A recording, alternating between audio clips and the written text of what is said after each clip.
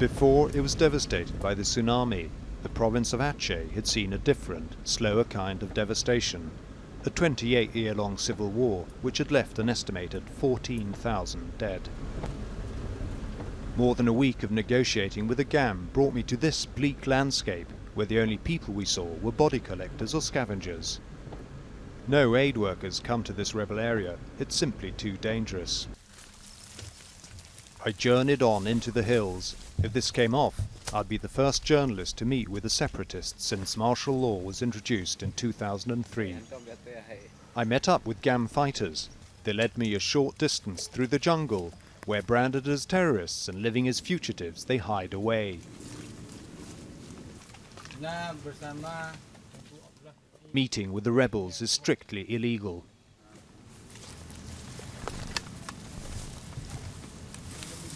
But Commander Muharram, the GAM's top leader in North Aceh, was keen to meet me.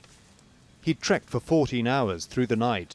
He wanted to explain the GAM struggle in one of the world's longest-running and least publicised civil wars. I wanted to know how the tsunami would affect the conflict.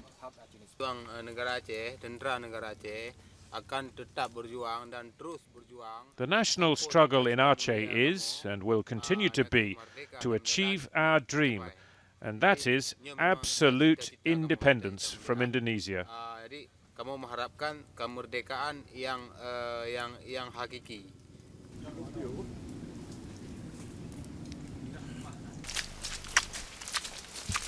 I was taken to their camp along the coast. The Indonesian government claims that the rebels finance their cause through extortion, theft and ransom. But despite the government's warnings to aid agencies, the GAM have never been known to kidnap foreigners.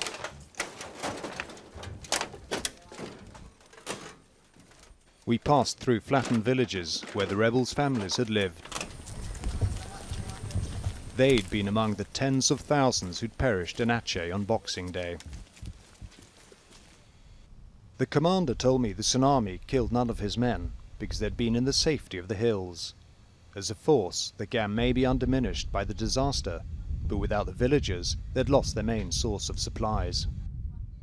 We reached the GAM camp in the hills as night approached. An air of sadness prevailed here. From their vantage point, the men had seen the tsunami hit. When I realized my family and so many people were gone, I was grief-stricken. I didn't have the heart to see it. I couldn't stand it. It seems now that everything is gone. But these men had fared better than their enemy. The local Indonesian army barracks on the coast below had been hit full force by the tsunami. Thousands of soldiers must have been among the dead.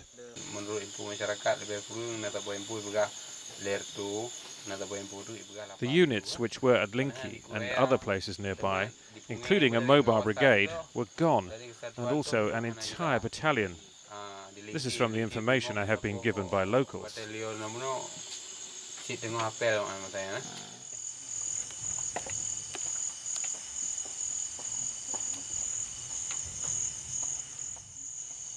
The tsunami has brought the eyes of the world to this most devoutly Muslim part of Indonesia.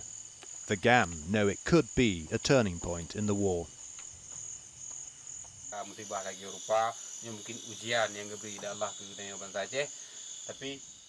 Perhaps the tsunami will be a test for our struggle, but the nation of Aceh will see this as a lesson, and we will continue to carry on with our dream for complete independence.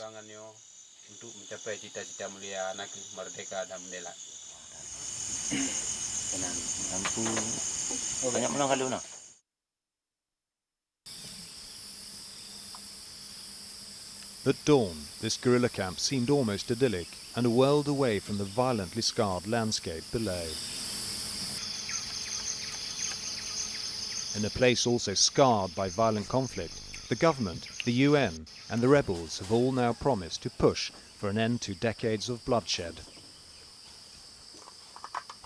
The GAM declared a temporary ceasefire the day after the tsunami, but even as the government talked peace, its troops were sweeping the hills, searching for the rebels who they accuse of looting and robbing aid convoys.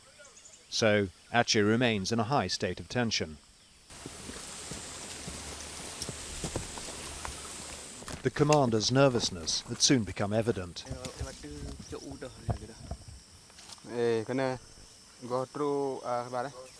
Lookouts spotted armed and uniformed men heading in their direction from the plains below.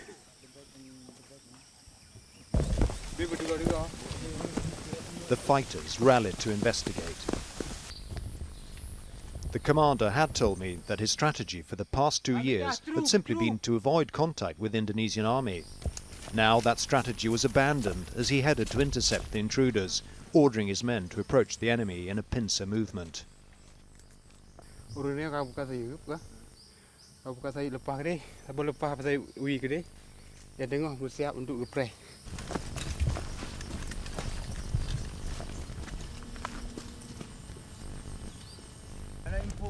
Suddenly the commander realized they weren't enemy forces at all, but his own men. They'd been escorting some villagers to a refugee camp. He was furious that they were returning later than ordered and that they hadn't called him to say when they were arriving. What he didn't know was that their mobile phone batteries had run out.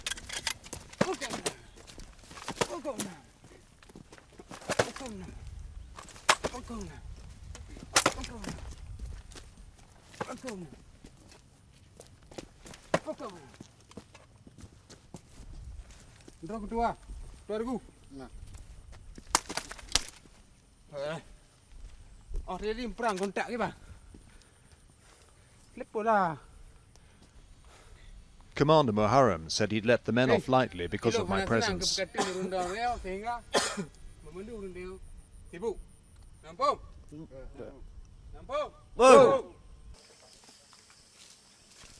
Back at the camp, his mobile phone was a constant interruption. Some calls were to coordinate body collections, others to fix aid deliveries to locals and food for his force.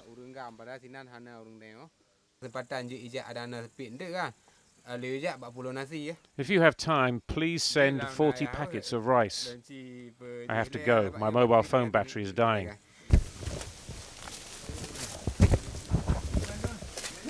The proposed ceasefire would benefit GAM, not the Indonesian army. On the run for 2 years, the rebels need to regroup. They know the government's unlikely to allow that. At some point, they'll attack us again. We have learnt to expect this from our previous experiences.